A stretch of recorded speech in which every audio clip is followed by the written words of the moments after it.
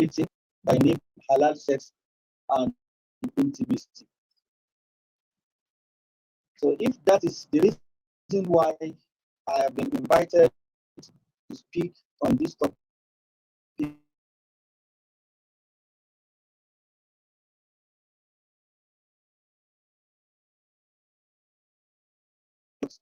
I have conducted research on.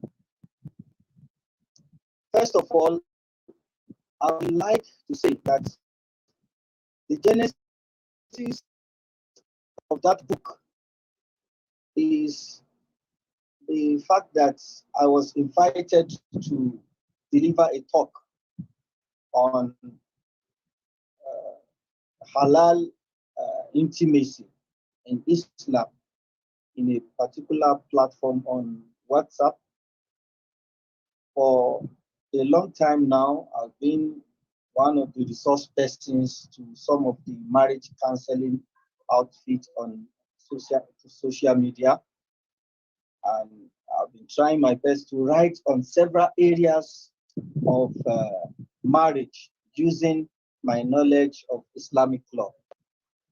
As a student of Islamic law from diploma level, I had interest.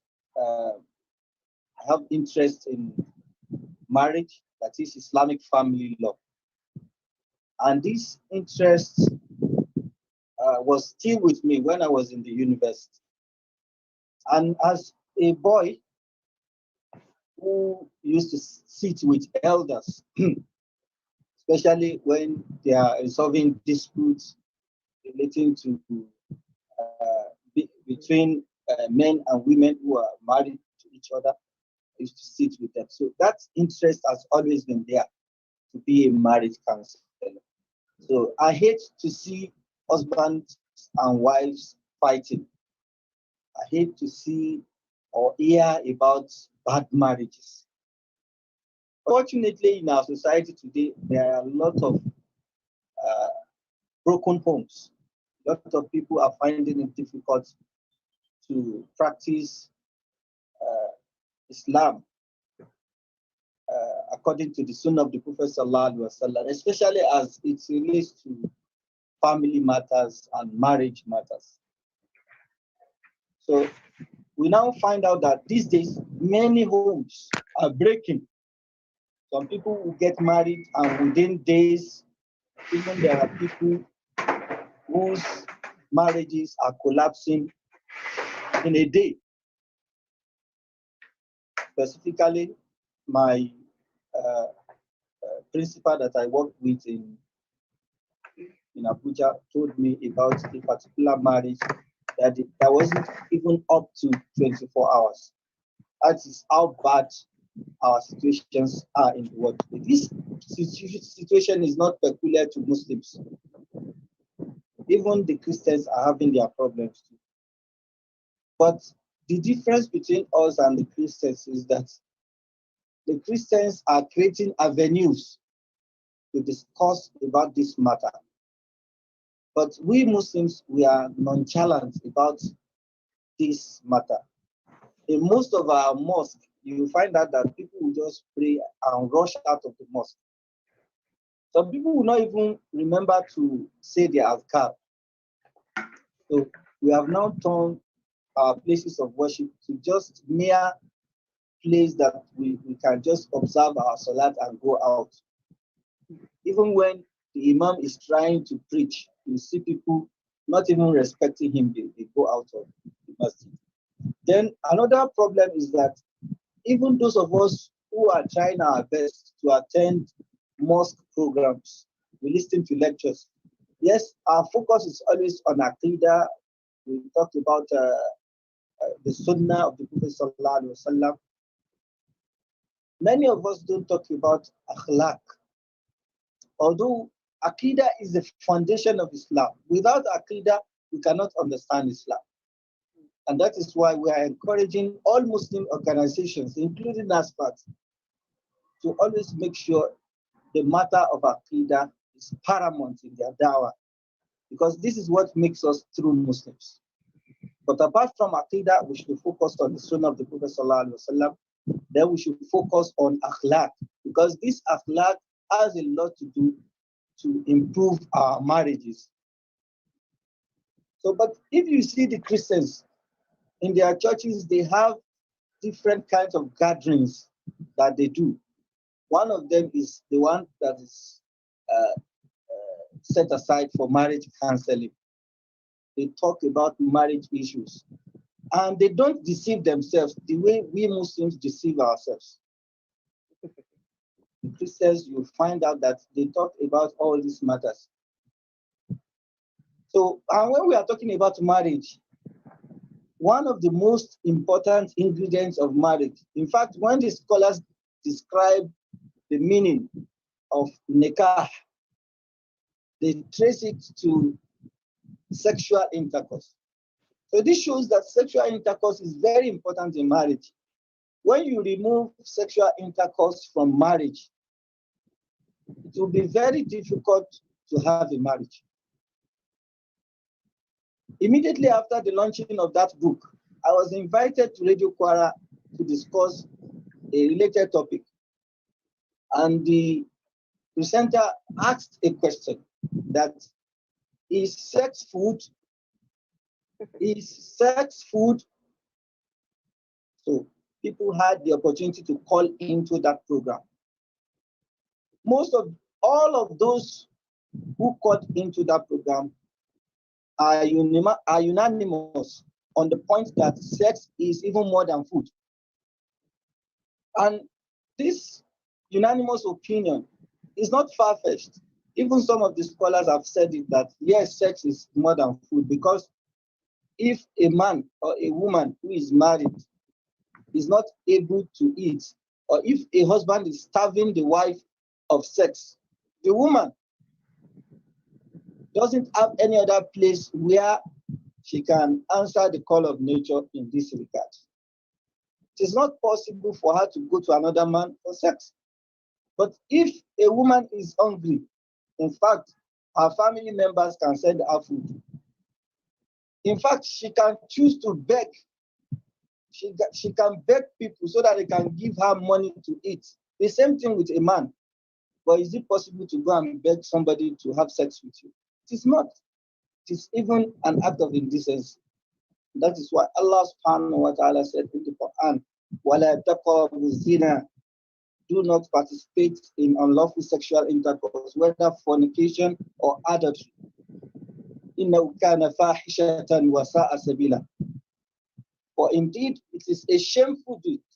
It is a shameful deed, and it is a wrong path. Allah save us from this. I'm just saying this by way of introduction. So, how we came about that book was that people are not ready to speak on this matter, especially from the Muslim community. When scholars are invited to talk in marriages, even the wives and the family members, they are not ready to listen to lectures. That is why I even kick against the idea of inviting scholars to some Muslim weddings these days. Because Muslims have turned walimatul nikah to something else these days. You see them doing all sorts of things that are against the provisions of the Sharia. Instead of the families to organize marriage counseling for them so that they can know what they need to know about Islamic marriage, about Islamic family law. Many people are ignorant, and that is why there are a lot of divorce cases in our society. So when scholars speak about the rights and responsibilities or the rights and duties of couples, when people are not ready to listen, it becomes a very big burden on the society. So we need Islamic marriage counseling. And on the issue of sex, scholars need to start speaking. We're not saying that we should be saying everything in public. Yes, we can gather people, especially the married people or people who are just going into marriage, and educate them on this matter. Because many people don't know that this is one of the problems that are breaking many homes these days. A lot of people have wives at home. They cannot deal with them the way they should deal with them. They prefer going outside to answer the call of nature. The same thing, there are women in many homes. They are confused. What is happening? So this book has provided solution to many of our marital problems in our society. It is a combination of uh, of, of, of, of a research that is done in accordance with the Sharia and modern trend. Because when there are many things that we think are haram ordinarily in Islam, but they are not haram. My research has shown that these things are not haram. And there are some things that we have been thinking that are halal. This meeting is being recorded. But unfortunately, those things are haram. So many Muslims are mistaking haram for halal, and they are mistaking halal for haram. So there is need for us to clarify all these issues. So immediately after the launching of the book, I visited one of our teachers, in person of Professor Abdulrazak Abdulmajid Alaru, and I presented 2 copies of the book to him. You know what he said? He told me that if we are not ready to talk to Muslims on this matter, in line with the provisions of the Quran and the Sunnah of the Prophet Sallallahu Alaihi Wasallam, our people will go outside there. They will look for the knowledge elsewhere and get misled. And this is what is happening to us. There are many so-called marriage counselors online and offline misleading a lot of Muslims, especially on this topic. When you go to some of these channels, you will find many Muslims commenting on the post of some of these people that I don't want to mention, but we must have been seeing them. So after I had delivered this lecture in the forum, I discovered that I don't have to stop here. I have to move forward in my research. So I showed some of our scholars, they said I should go on. Because it wasn't something that was easy for me to do. I had to carry a lot of people along. I carried my doctor's friends. I carried them along. My nurses' friends, I carried them along. My teachers, my scholars, all of them, I put them on notice regarding this matter. I sent the draft of the book to them. They said, we need this thing. Inshallah, I'm going to be talking on some of the contents of the book one by one, and I'll be very fast about it so that we can understand what we are saying. But this foundation is very important for us to note that we Muslims who have been keeping quiet for a long time on this matter. And you find out that husband and wife, they are very shy. They don't want to talk to, they don't want to even talk about it. And that is why I have tried to put this initiative in a book so that people can just buy and read it. And since people have been reading it, I've been receiving different kinds of reviews. There was a time a friend of mine called me. He said, after I delivered the book to him, the wife read it within 24 hours. She read the whole book within 24 hours.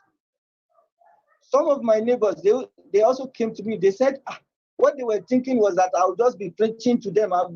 Yes, it's a form of preaching. But what we are telling ourselves is that there are many halal ways of doing these things instead of going for haram. Recently, I posted an article on my website, and I titled that article, Sex Begins at 40. If you read that article, you understand what I'm saying. I wrote some of the things in that article so that I can put my fellow men on notice that the fact that a woman had delivered all her children doesn't mean that she doesn't need sex. In fact, after delivering all her children, by that time, that is when she has the sense of having sex. That is when the urge is high most. But many men don't understand this. And those ladies too, they are confused. They are just doing things the same way. They are not unique. They are not introducing some innovations into what they are doing. They are doing things the same way. So their sex life got boring. So, and at the end of the day, you just find the husband, instead of him to talk to his wife that I want you to be doing this for me, I want you to be doing this for me, he now goes out to do nonsense. The same thing when you get to offices now, you see someone, a woman, some things that she had never done to her husband, she'll be doing it for people outside. This is evil, and that is the evil that we are out to correct. And I've limited the audience to married people alone and those who are just ascribing to get married. Allah reward us all abundantly. So before I move into the discussion of some of the content of the book, one after the other, I want us to understand that there is one basic rule about what I've written in this book. And that basic rule is that sex is not just about penetration. Many people think that when we talk about sex, it's just penetration. No, that is very wrong. It's a very wrong impression. In fact, when I wrote the presentation that I made in that WhatsApp group, the more I researched into the concept of sex and how to do it in halal way, the more I discovered that I didn't know anything about sex. So, and that was what motivated me to go ahead to research more and more so that I can benefit the society with this knowledge. So after writing it, I was confused. I didn't want to publish it because some people will not understand. Even recently, I had a, a, a, a contact with a brother who was telling me that the book is too explicit. I said, I have limited the audience to married people so that they can read it within themselves. In fact, one of those who promoted this book after reading it was the wife of Senator Kabir Gaya in Abuja, Ajia Aisha Gaya. He was former First Lady of Kano State. This woman said, couples don't even need to discuss it with anybody. You just go and get the book and read it within yourself. And that is what most people have been saying. One man came to my inbox and he told me the value of that book in her marriage, in his marriage. Wallahi, after that review, I started crying because I never knew this book can be so useful to people like this. But alhamdulillah, let me now talk about, I don't want to waste our time because I don't know how many minutes that is available to me now. But let me quickly go through some of the points that I discussed in the book so that we can understand better. In this book, I talked about the concept of marriage in Islam because without marriage, there can't be sex. It is marriage that validates sex. So we need to know what constitutes marriage. Many Muslims are confused in our society today. They do boyfriend and girlfriend, and this is haram. And I explained the fact that celibacy is not allowed in Islam. It's an innovation even in Christianity. So we Muslims, the sunnah of the Prophet ﷺ is for us to get married. The Prophet ﷺ said, "An-nikahu sunnati, faman raghiba an sunnati falaysa minni." Then I also encourage early marriage. Our brothers and sisters, let them marry as early as possible. Especially if they have, especially our men, if they have what they can use to build a home. Because the Prophet ﷺ said, "Man istata'a minkum al-ba'ata falyatazawwaj." Whoever has the capacity to get married, let him get married. وَمَنْ لَمْ يَسْتَطِعْ فَإِنَّهُ لَهُ أَغَضُّ لِلْبَصَرِ. If someone gets married for the purpose, one of the purpose for which we get married is for us to lower our gaze. You see, these days, many people go and watch things that are not to be watched. You have your wife who can go naked for you in your house, and you are going about watching pornography. The reason why pornography is selling is because we have not devised the halal ways people can enjoy themselves for them. Allah guide us, all right. So it is important that we allow people to get married early, especially when they have the facilities to get married. If they don't have the facilities, the Prophet said, وَمَنْ لَمْ يَسْتَطِعْ فَعَلَيْهِ بِالصَّوْمِ. Whoever does not have the capacity to get married, let him or her continue to fast, because that will reduce the pressure on him or her. Then in the book, I talked about sexual hygiene. The summary of this sexual hygiene is that both men and women, they must continue to take care of themselves. Some people, because they are already used to their spouses, they don't take care of themselves, especially their private parts. When the private parts stink, wallahi, there is problem.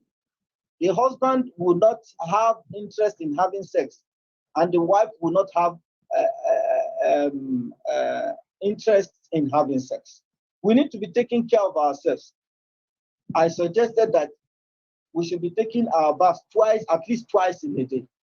When you go out in the morning, you take your bath, and when you are coming back when you arrive at your home after work, try to take your bath first and cultivate the habit of using perfume after taking care of your body.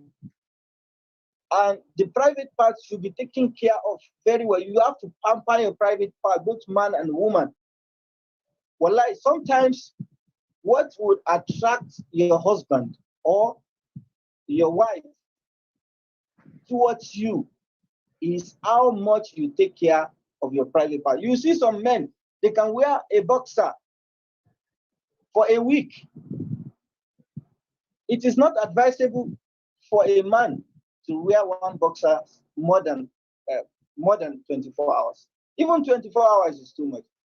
Not to talk of a woman. You can see some women, they wear their pants for some days. This is not right. You have to buy them as many as possible. As a man, you have to be the one supplying all these things. And you should buy as many as possible so that she can change them for you. Allah guide us, all right. Then I talked about sex and communication. Communication is very important in sex. If you are enjoying it, say it. If you are not enjoying it, say it.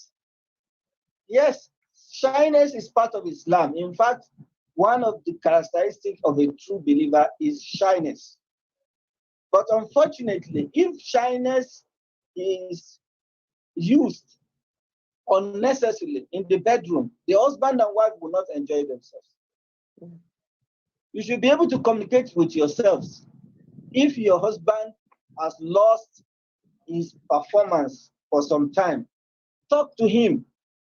And the husband should talk to him politely.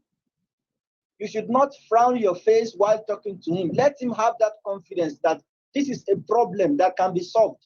The same thing with the woman. Sometimes you will be trying your best to get a woman wet, and everything will just be difficult. If you try to penetrate her in that state, you will wound her. So the best thing is to talk about these things. There are solutions to all these problems. But when husband and wife, they keep quiet, they begin to look for alternative. And in most cases, all these alternatives are the haram alternatives. May Allah guide us all right. I talked about seduction. Seduction is very important. You have to know how to seduce your husband. You should know how to seduce your wife. See, after food that we are eating at home and some other things that we need within ourselves in marriage, sex is very important. Make your bedrooms, make them lively. We are not telling you to be wearing seductive dresses. I'm taking seduction and dressing sexy together. I wrote on both in the book. Seduction and dressing sexy, both of them are together. You have to know how to seduce your husband. You should know how to seduce your wife. When you read this book, you will see everything there. Because we don't have much time to talk here. I talked about stripteasing. Many of these things, I didn't know them before. I read about them.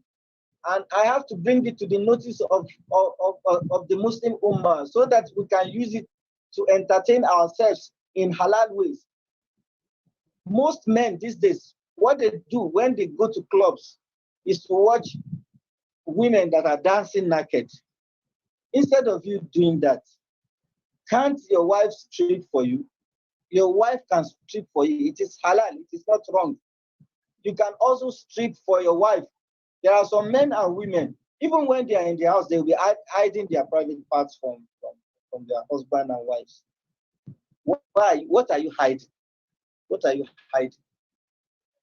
It is halal for you to view the private parts of your spouse. This is from the blessing of Allah subhanahu wa ta'ala. These things, if you do them in haram way, there is punishment for them. But if you do them in halal way, Allah will reward you for it.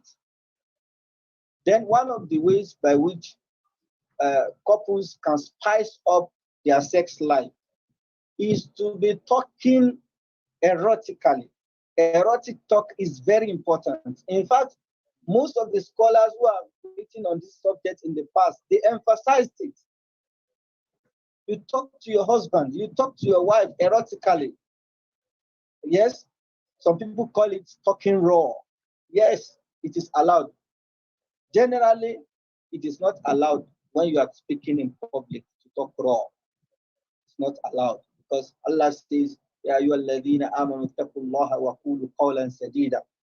But when you are with your spouse, in order to ignite that passion to have sex, you should know how to talk dirty before your husband and your wife. You see, some people, they don't like this thing. But I'm urging each and every one of us to rise to the occasion. Because some of these talks, they are just what some women need to be in the mood. They are just what some men need to be in the mood. No matter how much you touch some people, they can never be aroused until you speak dirty to them. It is halal for you and your spouse to call the private parts by their colloquial names. You can call the private parts by your local language names. This is not bad. There are ways by which you can ignite each other's passion. Then I talked about sexting. Sexting is also important. You can, when you are in the office, send message to your wife. Tell her how you want to do to her when you get back home. The wife too can be in her office and send the same message to the husband wherever he is. These are ways by which we can spice up our sexual relationship with our spouses, and they are very important. And these days you will notice that many people engage in sex chats with people who are not even halal to them. But when it comes to having this kind of erotic chat with their husband, they are zero. Go and look at their chat with their husband. You'll be seeing that, what are you bringing home for us? Buy bread when you are coming. Even some husband and wife, if you check their chats, you'll find out that the last chat is about a month ago. And they chat with other people, or other people of the opposite sex, almost every day. This is the way we are using the social media wrongly. We can use it in the proper manner with our spouses. Then I talked about massage. Sometimes a woman will be at home, will say,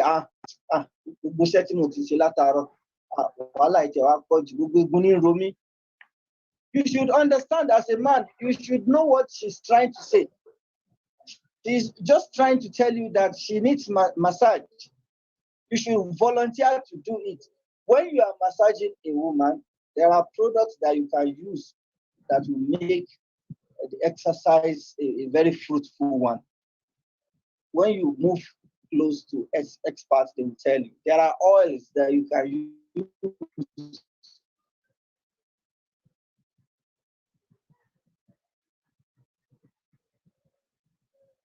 All these products, I have them. Perhaps if anyone needs some of these things, I can itemize them, inshallah. But we need them.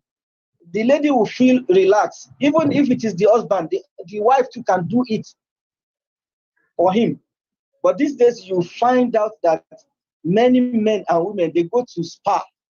I don't know what they do there. You will see a woman massaging another person's husband, and you see a man massaging another person's wife. This is haram. You can do it in a way that will earn you rewards. Then we talked about erogenous spots in the body of your husband, in the body of your wife. You should know those spots that you can touch that will send signal to the right place. When you are talking about a woman's body, the scholars in this area, they said there is direct connection between the private part of the woman and the nipples. The same thing with a man. The stimulation of these areas are very important to enjoyment of sex. Don't just rush to sex. Foreplay is very important. That is one of the things that this book emphasizes. In fact, most women, they enjoy foreplay even more than penetrative sex. So it is important for us as men to make sure that we spend a lot of time in doing foreplay. In fact, some men, they ejaculate as fast as possible. But one of the ways by which they can delay that ejaculation is to engage in foreplay. Because when you rush in and rush out, you put your wife into a problem. Many women complain about this. And when a woman is unable to get orgasm on time, a woman needs orgasm. And when she's unable to get orgasm, she can be feeling headache. She will not be able to do anything. Even women, if we are feeling like having sex and we are not getting it as we ought to be getting it, one can be weighed down. Then I talked about G spots. There are some G spots that when you hit them, a lady, a woman will enjoy it and she can have orgasm. What we call orgasm is very important in sex. Many people don't understand it.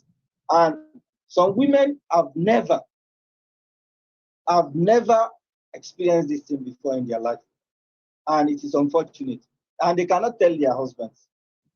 I explained how men can hit the G spots for the purpose of attaining orgasm. Then I talked about kissing. Kissing is very important. I talked about oral sex. Most of the scholars who talked about oral sex, their concern about oral sex is the fact that it can lead to some diseases as explained by medical doctors, gynecologists. They said that this oral sex can lead to some of these problems. But generally in the Sharia, we do not say something is haram except Allah says it is haram. So most of the scholars say it is makruh. But sometimes, if a woman choose to do it, yes, we cannot say they are doing something that is haram, but we are only telling them that they must be very careful because it can lead to some of these diseases they are talking about. So Oral sex is something that some people want to experience for the first time in their life. So I do tell those people that have come to me for advice on this that even this world that we are living is a risk itself. So I do not see any harm in doing it, even if it is going to be once in a while to please someone that you say that you love. Understand? Sometimes, since it is not haram, I'm not against it if couple choose to do it once in a while, but they must be very careful. I spoke with one of my friends who are gynecologists, a consultant for that matter, Malam Said Jima. He said that they have started devising one vaccine that will reduce the problem arising from oral sex. So perhaps if this is out, people can be happy. People who like oral sex can be happy about it. But it's a very controversial topic that many people don't want to talk about.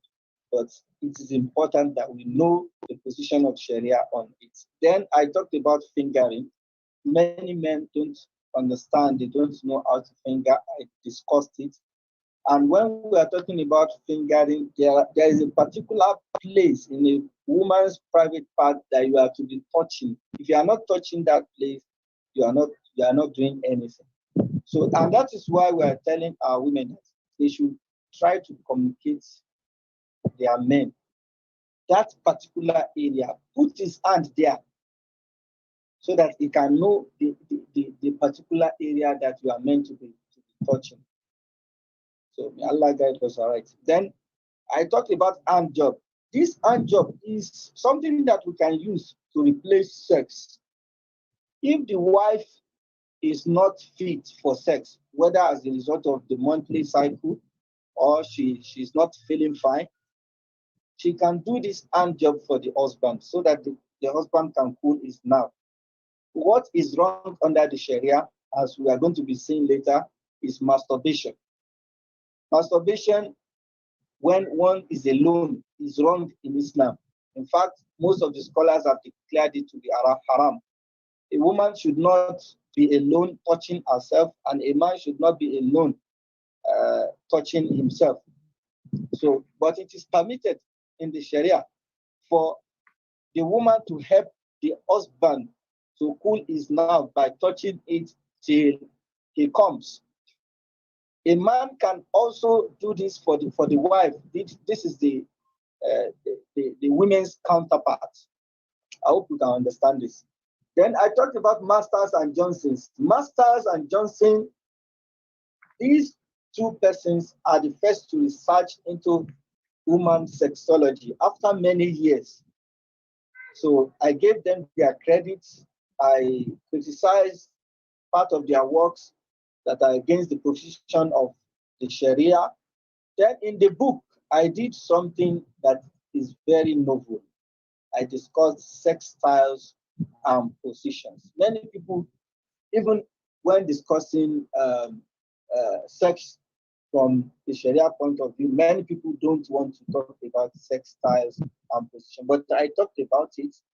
And when one of my scholars, one of my teachers read it, he said, that part is too raw.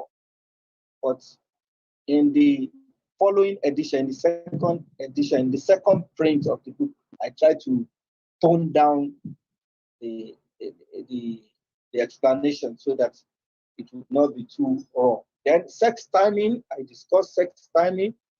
The couples can have sex anytime. And there is this point that came up whether we can have sex naked or we must have something on, like the um, like the blankets on ourselves while having sex. This is not compulsory. If you want to have sex under blankets, fine. If you are not going to have that, it's not haram in Islam. Then sex in the night of Ramadan, I got a verse of the Quran that talked about sex in the night of Ramadan is highly rewarding. I don't know.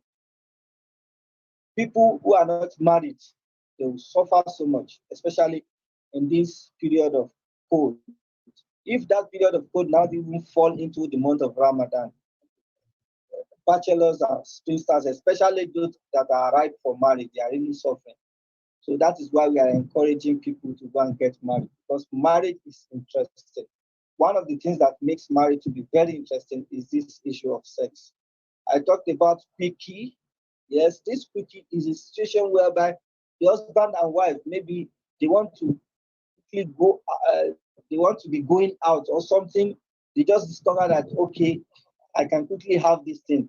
So they can quickly have it and face whatever they are doing. That is what is meant by quickie. And I discussed sex and fertility. This area is also very important because um, this is the area that I actually dedicated the book to. I dedicated the book to people who are looking for fruit of the womb, because even myself and my wife, we had to wait for 3 years before we had our first daughter.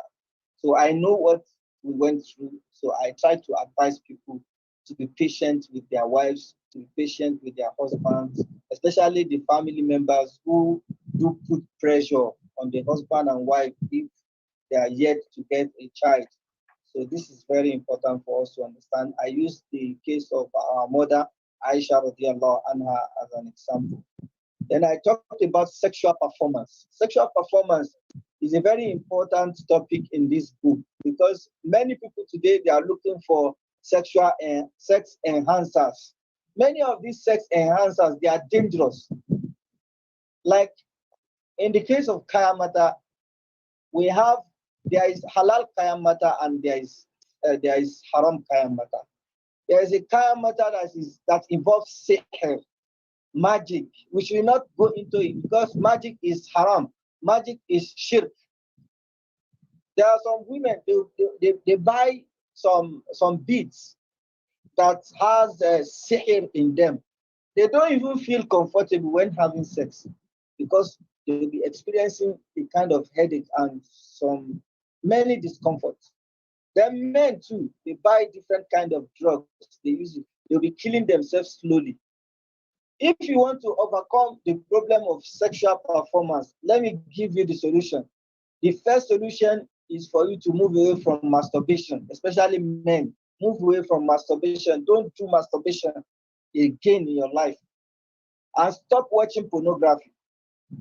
If you watch pornography to an extent, in fact, your wife will not be will not be attractive to you again. Then, if you continue to masturbate, you always have quick ejaculation. That's the problem. Then, if you want to boost your performance in the bedroom,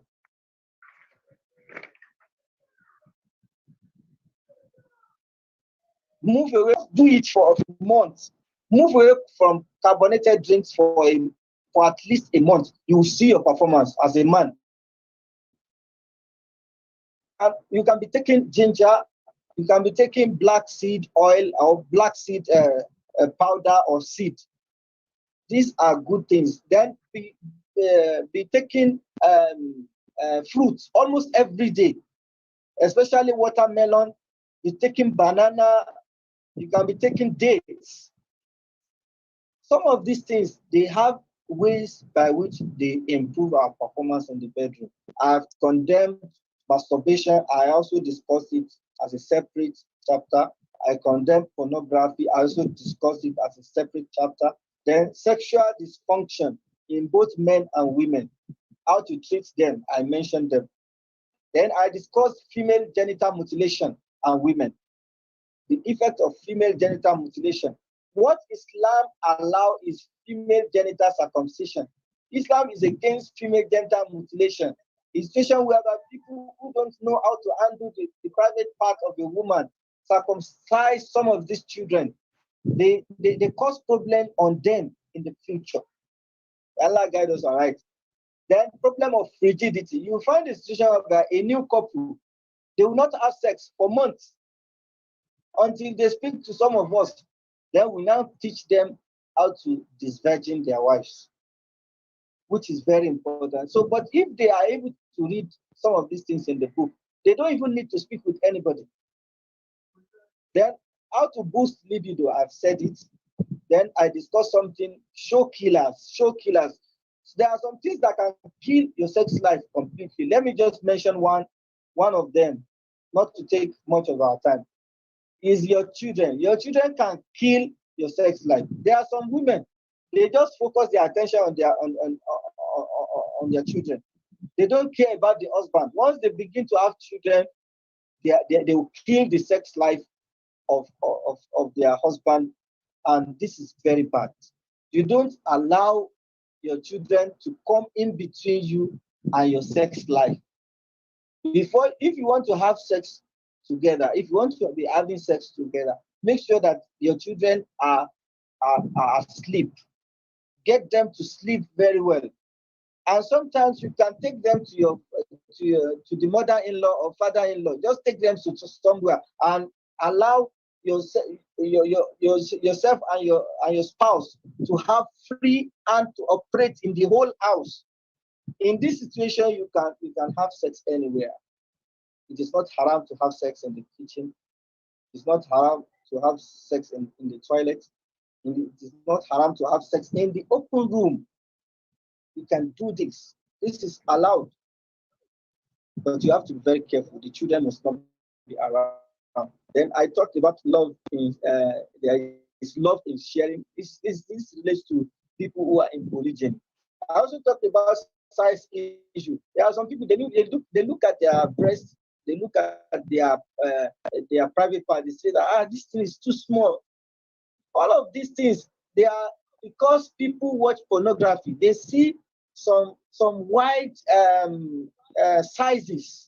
Some people want their buttocks to be as big as that of those they watch in the pornography in the pornographic movies. These people are not real. I'm telling you, this is the truth. So whatever size you have, it is okay for you. Don't disturb yourself trying to boost the size. In an attempt to do this, you are killing yourself gradually. Then I talked about sex starvation. Women should not starve their wives.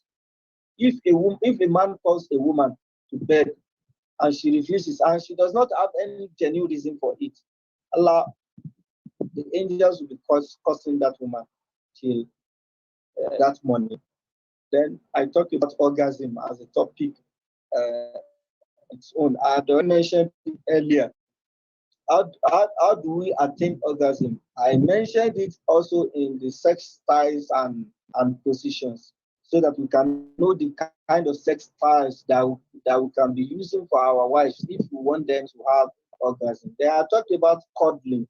So the rest of the book were used to discuss thick matters relating to how to take care of ourselves after sex. Can we recite the Quran when we are naked?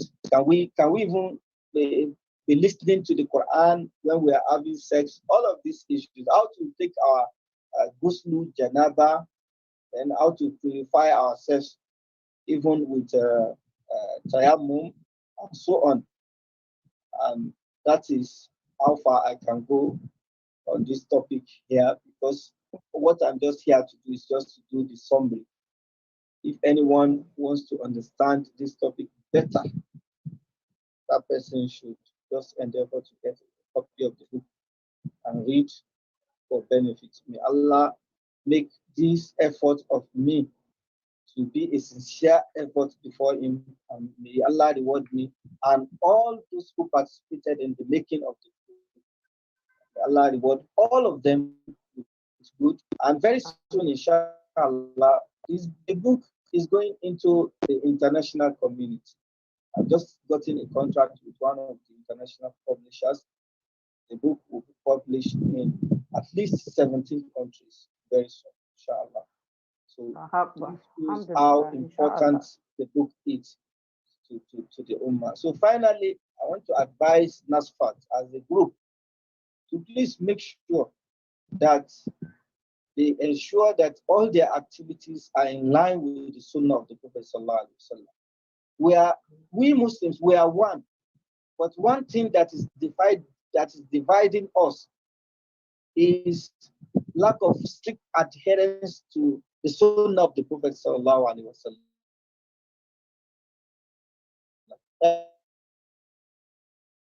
Allah make it is our activities and make sure they are in line with the Sunnah of the Prophet Sallallahu Alaihi Wasallam. Allah what all of you may increase us in goodness in this world and goodness in the hereafter. Subhanallah, alhamdulillah, la ilaha illa anta. Alhamdulillah Rabbil Alamin. Jazakumullahu khairan. We so much appreciate you, Sir Barrister Lanre Abdullahi. In fact, there are many accolades, there are many remarks, beautiful remarks on the chat. People are just appreciating this lecture for today because it is practical. It deals with what we actually need in life. Inshallah, I will leave the part of the side that our imams here will have to offer you a very beautiful supplication for this that you have done for us. Because I have some questions here. At this stage, we are now at that point that we can ask questions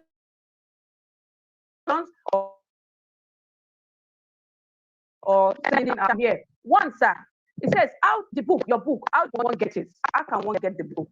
That's number one. The second one is that, can you please give us your WhatsApp number where we can contact you? Yes, that's two. Yes, I'll give you my WhatsApp number. My WhatsApp number is 081 081 58 58 30 30 18 18 55. 55. Okay, I'll get that across to people. Another question is, yeah, thank you. You're welcome, sir. What will you give to any woman who can't get wet?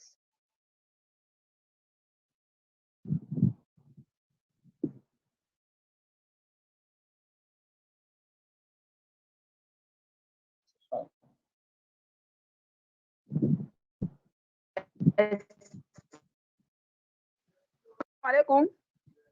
Walaikum salam wa barakatuh. I didn't get your question. Okay, the question is that what will you give to a woman who cannot get wet except the husband engages in oral sex with her before she gets wet?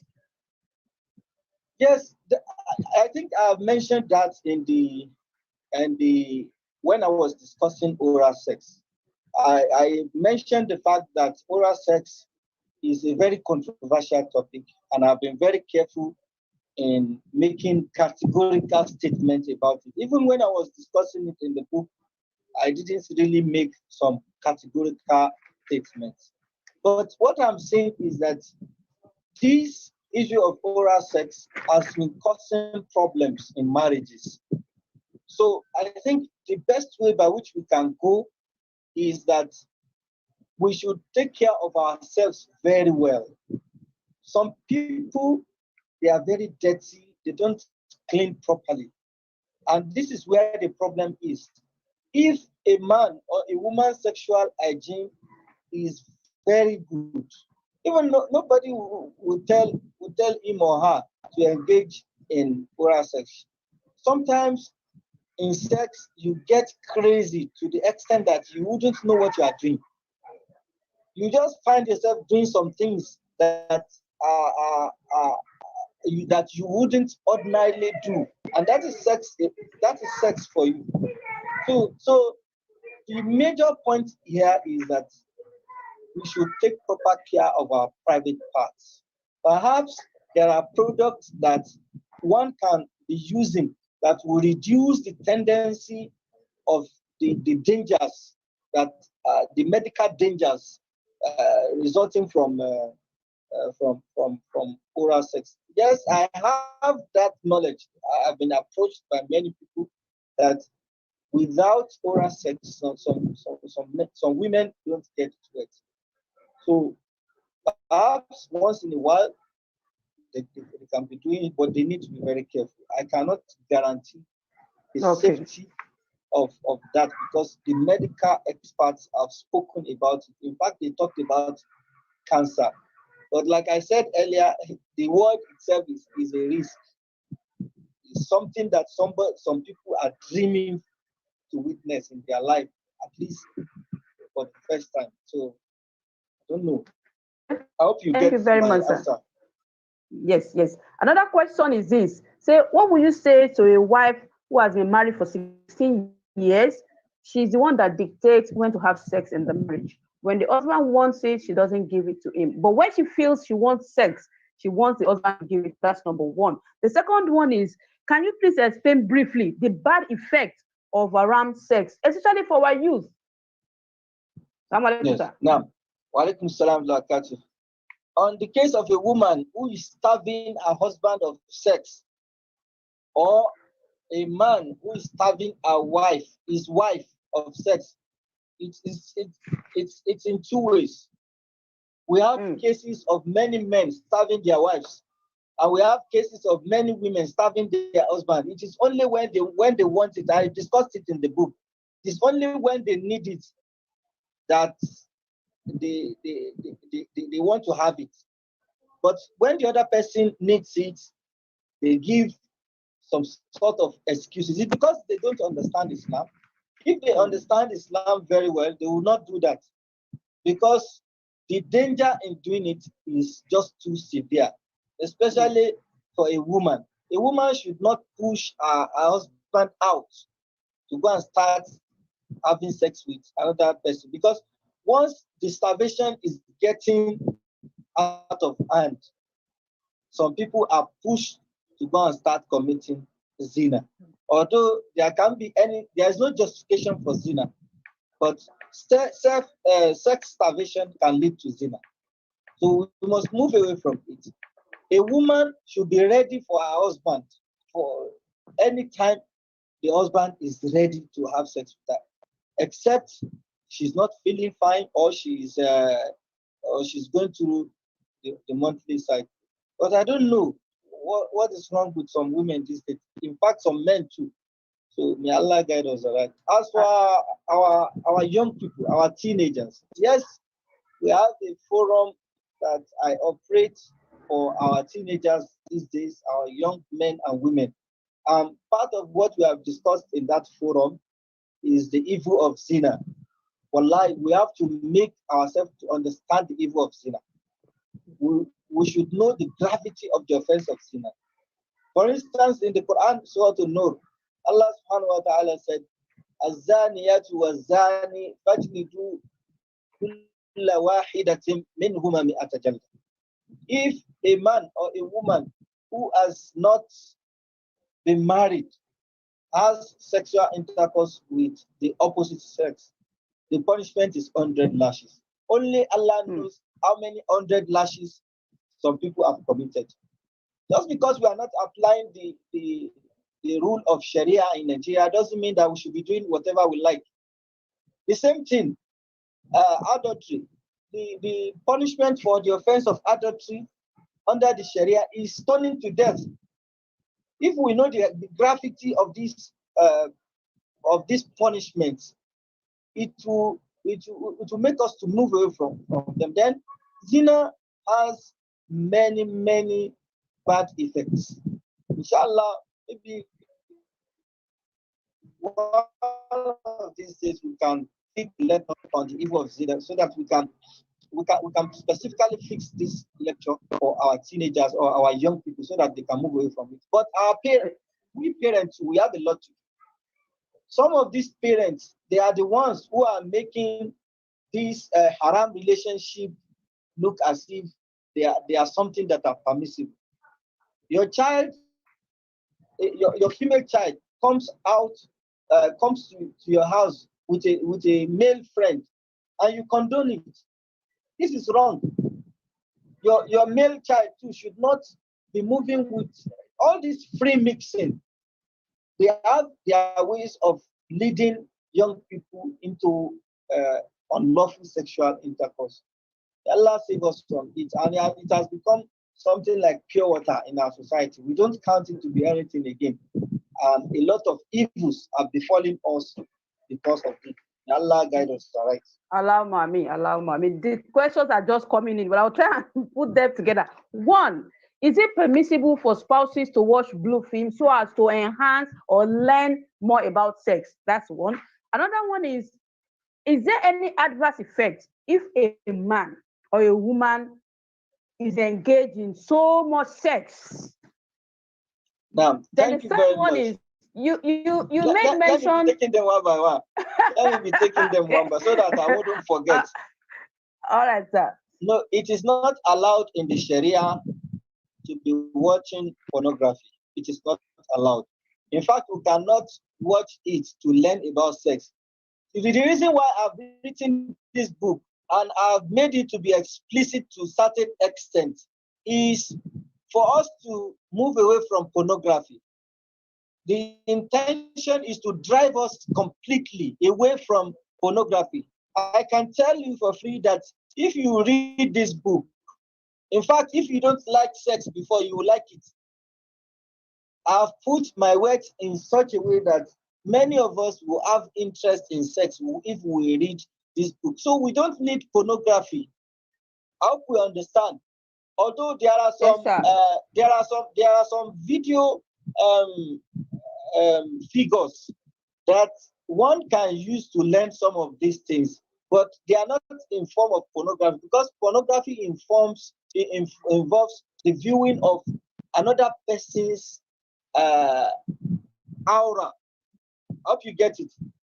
It involves the viewing of another person's nakedness, and this is not allowed. But if it is just a diagram that is drawn for the purpose of us understanding some of the sex styles or some of these animations, yes, I don't see that as something that is wrong if it is only done by couples. We must not allow, even those animations, we must not allow people who are not married to get access to it because it can lead them to start craving for some of these things. So we have to be very careful and we should take proper care of our phones. This our phone, we use them for several things. Yes, we can use our phones to to have sexual relationship with our spouses, and that is why we need to take care of them. Sometimes when we share some things within us and our spouse, we should quickly delete them. We shouldn't keep some of these things on our phones. I'm not. I don't mean pornography here. I'm talking about some of these things that perhaps if we can have a group, I can share some of these things that are not haram because they are just drawings that will allow us to understand this thing very well. But it must be restricted to the couples alone and not people who are yet to be married. Okay, alhamdulillah. Last one. That you made mention of NASA that we should have programs that are in line with the Sunnah. A question came up now that are there things you have felt or you have noticed that are being done that are not in line with the Sunnah? Maybe this would be an avenue for NASA to get that information and work on that. Then the second one is it allowed while having sexual intercourse with your wife or your husband to listen to the Al Quran? Yes, I think I mentioned that in the book. The majority of the scholars they said no, it is not something proper. Because when you are listening to the Quran, it is something to be pondered upon. You should be pondering upon the verses of the Quran. How will you be pondering upon the verses of the Quran and still be having sex?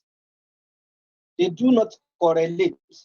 So if you want to listen to the Quran, finish the process first. In fact, sex, one of the things that sex wants is full attention. Don't be distracted while having sex. So playing Quran while having sex, how can you um,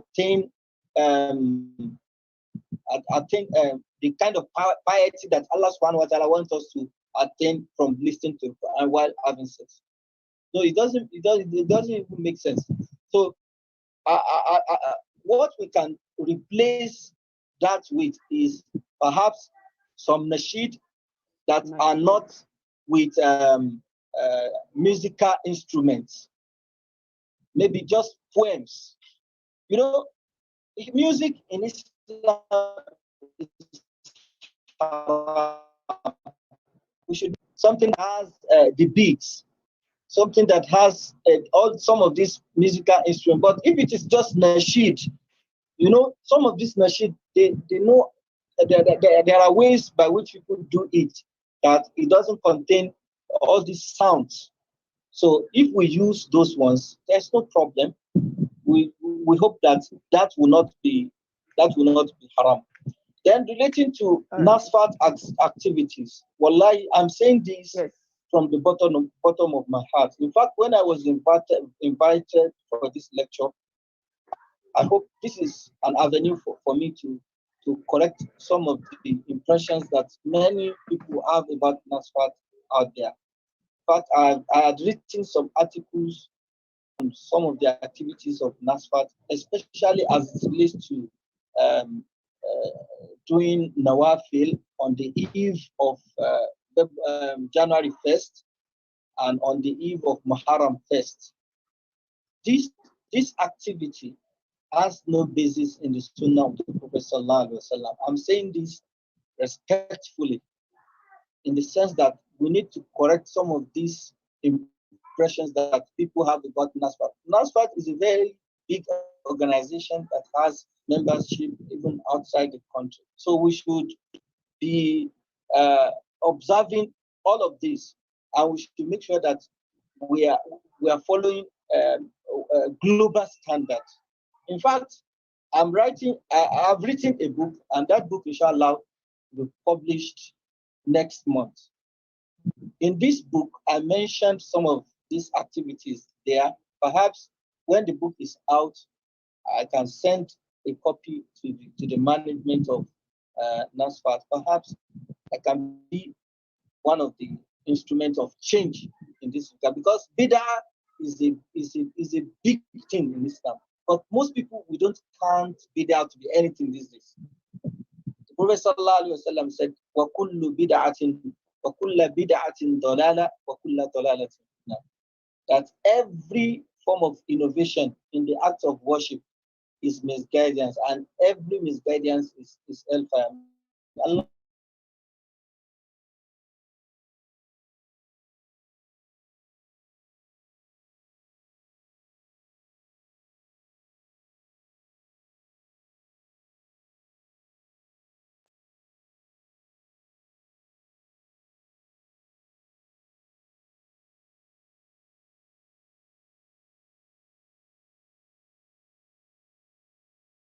This meeting is being recorded.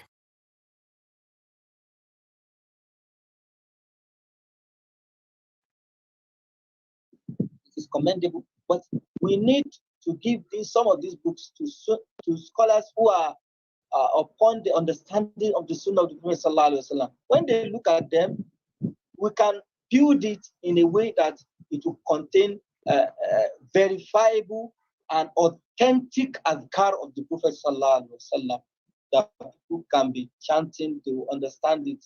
And this is better than going to some of these jalabi alfaz and start asking them for help. So may Allah guide us aright.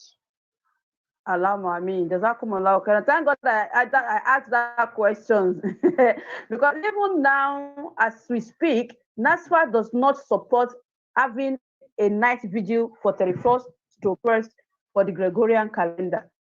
I am very aware of that. I don't know if there is any way you have actually seen that in any of the NASFAT branches or zones, but NASFAT, as we speak, does not support such, and the campaign has been on for long. Alhamdulillah. Okay. Thank you so much. 2 questions, and I will not take another question because we need to go for more grip. First one is, Barrister, are you still there? Yes, I'm with you. Okay, alhamdulillah. Okay. What are the sensitive parts of man and woman's body that a wife can touch for the husband can touch in his wife, that will make them aroused for sexual intercourse? That's number one. The last one, I will not take question again. Sexual disorder. It asks, is it the same thing as desire disorder? Concerning the sensitive parts that can be touched, there are some areas that we all know it's a kind of natural instinct. Talk about the nipples, talk about the vagina in a woman.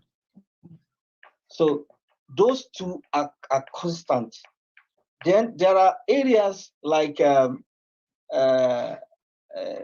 the lips through kissing. This can be very, very erotic. Then when you talk about the arms, the underarms, and the space between the knee and the leg, there's a particular space between the leg and the knee, or, particularly the direct back of the knee. If those places are stimulated, I believe that a woman can get in the mood. Then the way the back is kissed too is very important.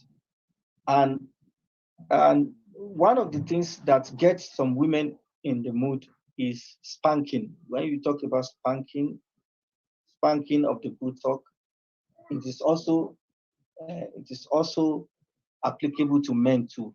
So I think those areas we can read more in the book, inshallah. Alhamdulillah. Then sexual disorder. There is what we call hypoactive sexual desire disorder. This is very common these days, and it can be caused by a lot of things. Some people, their own are caused by the way their spouses behave towards them. When the husband is not treating the wife properly, she may not even have the interest to have sex with him. No matter how much he touches her, she would not get into action because she's not happy with him. And we have been talking to our men. It's not when you want to have sex with your wife that you begin to smile, and after having sex you go back to your original self. This is very wrong. Many people do this, and it is very, very wrong. So this is one of the things that causes hypoactive sexual performance disorder. Then another problem is when someone has chronic disease.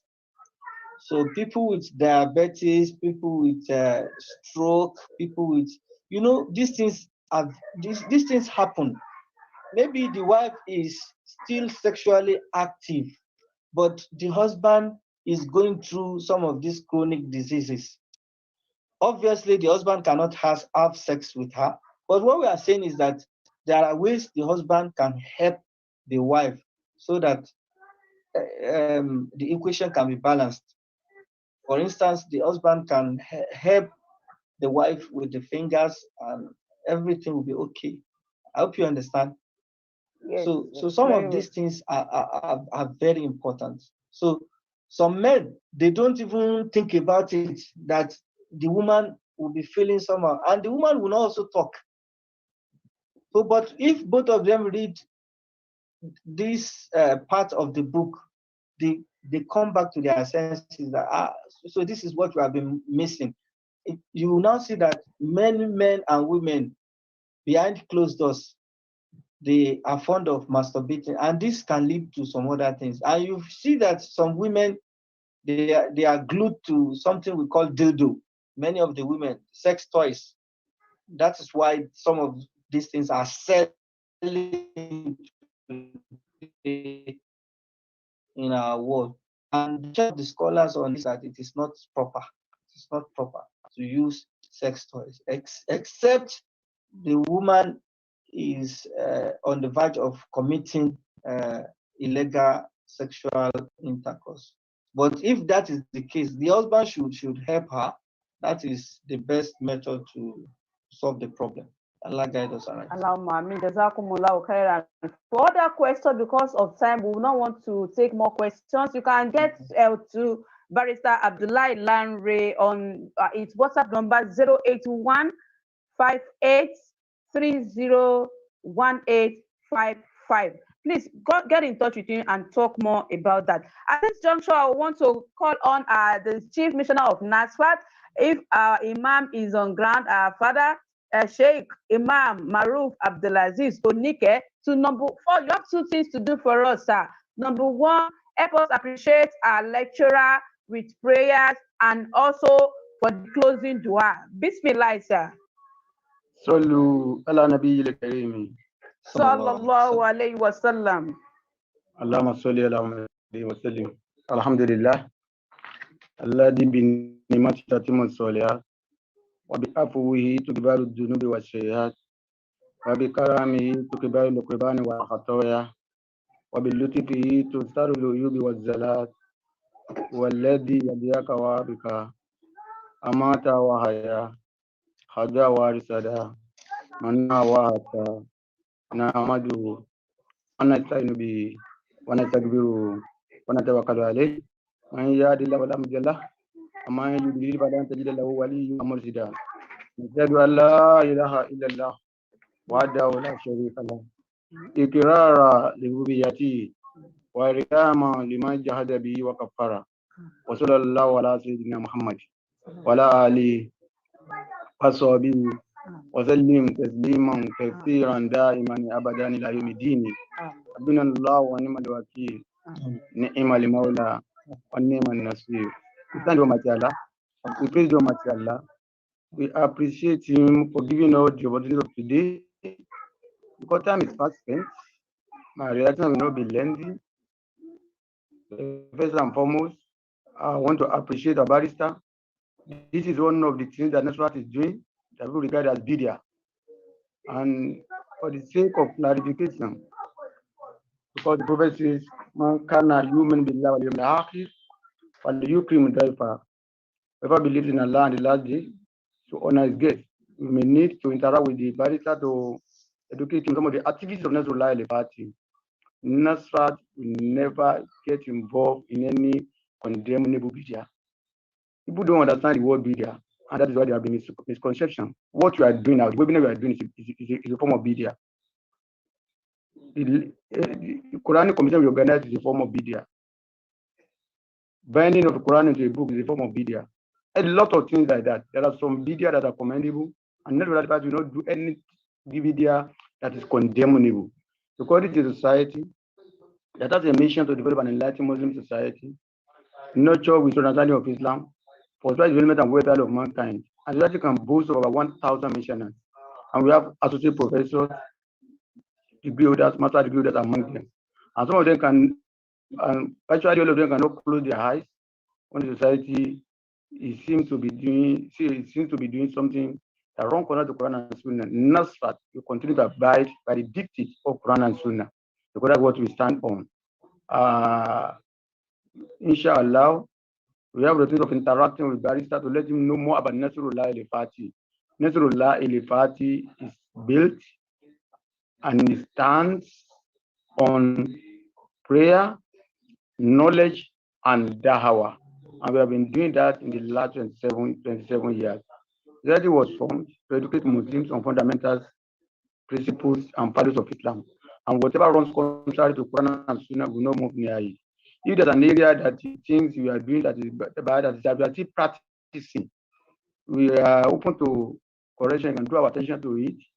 But natural life of society will continue to uphold the rules as set out in the Quran and Sunnah, as dictated by our culture without contravening Quran and Sunnah.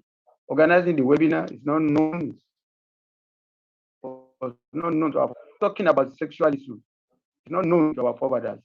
And I know that a lot of, according to our presenters, some people are already condemning what he's doing. I want to encourage him, and I want to advise him not to lose focus. You are doing a wonderful job for the Ummah. You are going to be attacked, as never is being attacked, and we don't care. We concentrate on what you are doing, and alhamdulillah, in the last 7 years, we have been able to achieve a lot of things. We have a university of our own, set up about 14 years ago. We have 7 secondary schools. We have 25 primary schools. We have a lot of activities. We have NASA's agency that has disbursed over 350 million naira. We're able to achieve all these things. inshallah, by the grace of Allah, because we are not distracted. And we will remain committed to our goals, missions, and vision. We will remain consistent with our mission and vision, and we will remain dedicated to our mission and vision. And inshallah, those who are the lovers of natural liberty, who are patrons of natural liberty, can draw our attention to something that any other thing that has been corrected, may not in the full public glare. That is what we always tell our people who are Muslim brothers and sisters. If you don't notice anything that any of our branches is doing, that we think it's wrong for us to Quran Sunnah, just to draw our attention to it. Imam Safi says, if you condemn me or correct me in the front of people, you are humiliating me. If you correct me behind closed doors, correct me. I will continue to say it that natural liberty, the society that I'm sitting with, that I'm coordinating as the chief imam, that has a membership of 1.5 million people, that has imams of over 1,000, will not, and will never do anything that runs contrary to Quran and Sunnah. Whatever we do to promote Islam, without contravening Quran and Sunnah. We thank our speaker, our barrister, for this topic. I'm going to bring him back again because it's one of the topics that people don't understand. And the foundation of any community is the family. And the foundation of the family is marriage. And if the marriage is not good, one of the things that can make marriage to not to prosper or to have challenges is the lack of sexual satisfaction between couples. And our scholars have come here to discuss what some people regard as taboo. And Natural Liberty is proud to relate with you of this topic. So the topic we are going to be discussing without minding the observation of some people on it, because Allah sees our intention. Allah knows that we want to educate people. And so also some of the things that we do. Even when we started the Salatu, I said, why did we start Salatu? Why did we do this? Are we causing? Are we doing Ifa? Are we doing Sajudia? The number of Muslims that have been invited back to Islam because of the activity that we do. When we meet Allah, Allah will judge. Nobody can kafara anybody. This is one of the things that we will collaborate with Barista to do. And inshallah, we'll invite you again to come and talk on this very interesting, very educative, very enlightening topic that Muslim families need. On behalf of the National Party all over the world, on behalf of the Council of Elders, on behalf of the Mission Board, on behalf of the Board of Trustees, there's nothing we can offer you except to say Jazakumullahu khaira. As we do for all the previous speakers, we are going to decide to courage for our guest lecturer today. May Allah reward you abundantly. May Allah add what you have done for us today to a scale of good deeds of Joe Kiyama. We'll get back to you again, inshallah, to come and discuss this topic. People shy away from discussing this topic in the name of being chased. In the name of saying, oh, that thing is a taboo. It's bidia. Because they don't understand the word bidia. They don't understand it. Everything that's not done by the prophet is bidia. And this topic we are treating, this topic we are discussing, prophet discuss with a lot of people. People discuss with prophet's wives. They ask them how prophet used to play with them behind the curtain. What do you say about that? Umar was passing one day, and she had a woman singing. The woman is singing that, oh, if not with the fear of Allah, my bed would have been shaken now, because her husband has been sent to the war front. Umar approached Hafsa, his daughter, and asked her, for how long can a woman stay without seeing her husband? And Hafsa educated him. There and then, he enacted a law that said that no man should leave his wife for more than 4 months. This religion is a religion of science, but not to the extent of discussing the issue that can maintain our homes, that can make Islam to be better.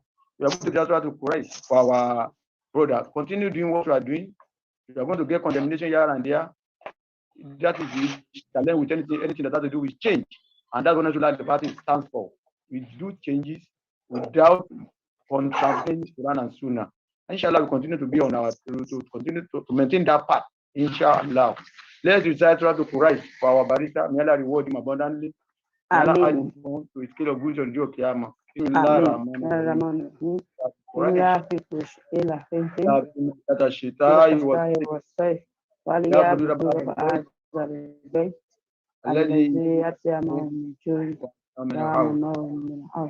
hope by the time whenever our guest speaker is imparted again, we honor our invitation.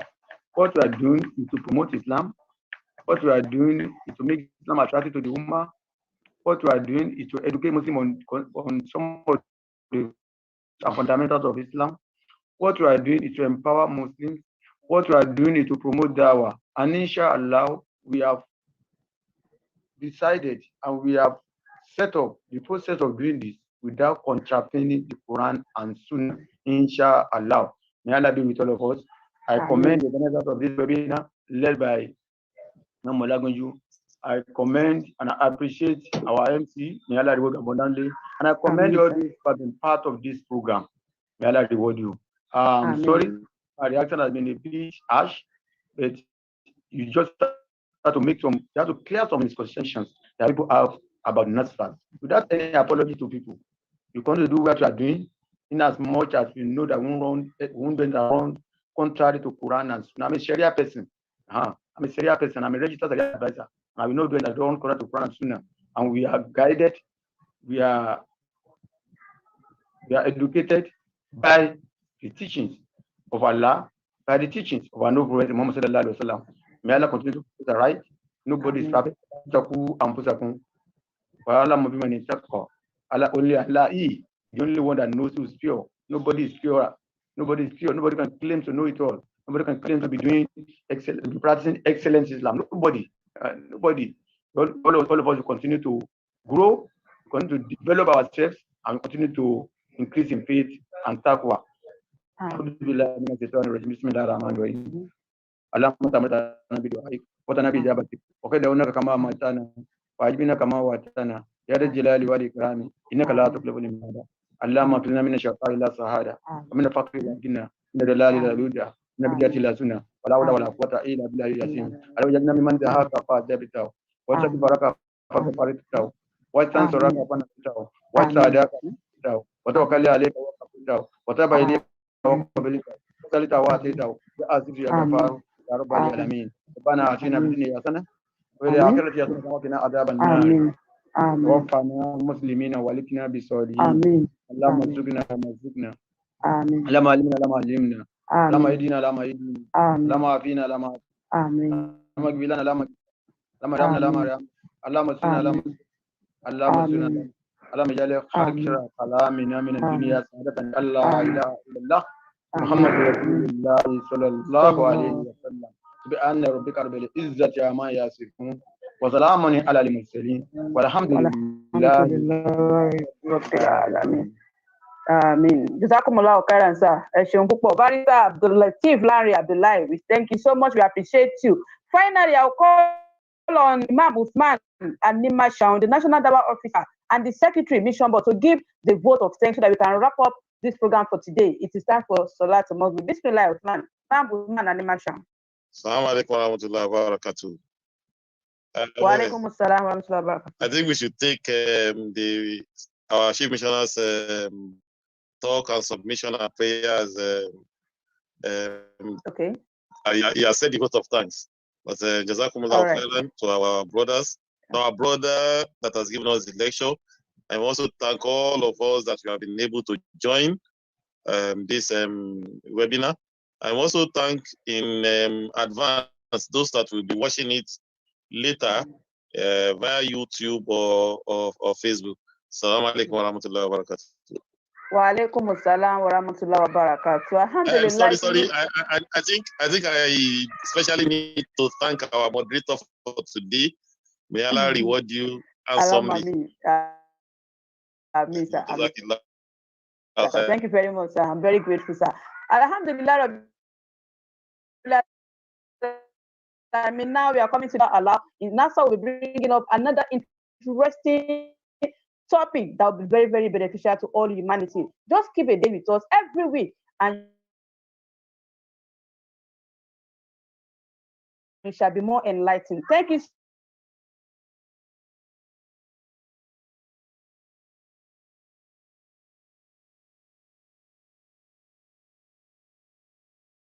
so